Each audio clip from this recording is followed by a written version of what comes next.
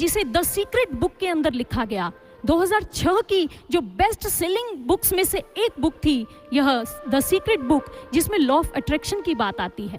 वो यह कहती है कि इस यूनिवर्स का सबसे बड़ा मैग्नेट अगर कोई है वो मनुष्य है, वो ह्यूमन बीइंग है, हम मानव हैं, और हमारे अंदर वो मैग्नेटिक पावर है, और उस चुंबकीय शक्ति को हम अपने विचारों में यूज कर सकते हैं, अपने थॉट्स के द्वारा यूज कर सकते हैं, और उसे यूटिलाइज करने के बाद लॉ ऑफ अट्रैक्शन उसमें एक्टिवेट हो जाता है।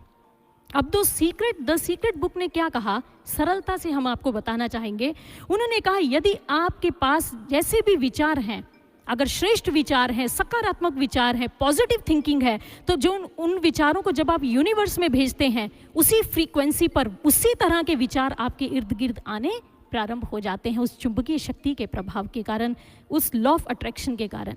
लेकिन ये लॉ ऑफ अट्रैक्शन नई बात नहीं है जो इस किताब के अंदर बताई गई। महात्मा बुद्ध ने तो कितने हजारों साल पहले ही ये बात कह दी थी कि आप जो होते हैं अपने विचारों के कारण होते हैं, आपके विचारों का परिणाम ही आपके जीवन के अंदर परिलक्षित होता है। जिस प्रकार से न्यूटन ने लॉ ऑफ ग्रेविटेशनल फोर्स की खोज की, ये गुरुत्वाकर्षण का जो नियम था ये न्यूटन के खोजने से पहले भी था। इसी प्रकार से लॉ ऑफ अट्रैक्शन भी पहले से विद्यमान है। इसलिए सज्जनों, ये लॉ ऑफ अट्रैक्शन इन विचारों के अंदर यूज होता है। अब जो श्रेष्ठ विचारों की बात है यही कि हम अपने जीवन के अंदर उत्तम श्रेष्ठ विचारों को ही लेकर आएं। हम जैसे विचार रखेंगे वैसे विचार हमारे पास वापस आने लग जाएंगे। यह इस ब्रह्मांड का नियम है, यह ईश्वर का बनाया, इस प्रकृति का बनाया हुआ नियम है। जिस प्रकार से खादानों का निर्माण होता है, खादान का निर्माण कैसे होता है?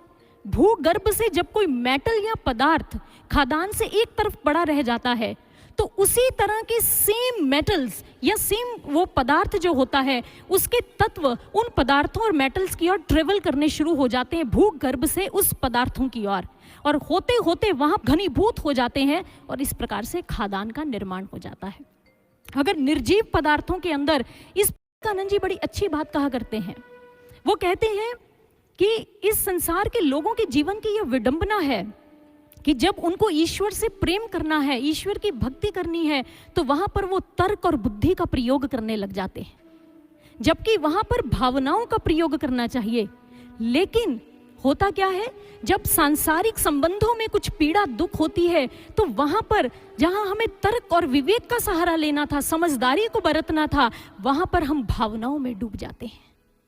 स्वामी विवेकानंद जी कहते हैं इसलिए कोरी भावनाएं कुछ नहीं कर सकती, उसके लिए विवेक का संबल होना बड़ा जरूरी है। दोनों का समन्वय जीवन के अंदर होना चाहिए, तभी जीवन सुचारू ढंग से आगे बढ़ सकता है।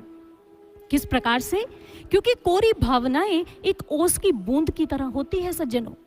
ओस की बूंद बड़ी क्षण भंगुर होती है, बस सूर्य के निकलने की देरी भर है। सूर्य जी प्रचंड होते हैं, सूर्य भगवान, और उनकी रश्मियों के ताप से, वो तपिश से, वो उसका वाष्पीकरण होता है और भाप बनकर उड़ जाती है, ओस की जीवन लीला समाप्त हो जाती है। ये कोरी भावुकता है। अगर इस भावनाओं के साथ आप विवेक का संबल लेंगे तो फिर आपको समझ आएगी कि भावनाओं का प्रयोग कहाँ करना है, और भावनाओं से बाहर अगर हमें दुखी हो तो निकलना कैसे है, ये विवेक हमें समझा देता है।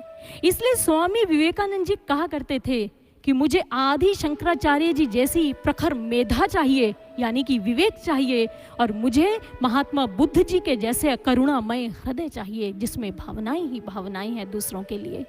इसलिए मीराबाई इस बात से अवगत है, उनके पास विवेक भी है, भावनाओं का पुंज भी है, दो सृजन उसे करना ही पड़ेगा।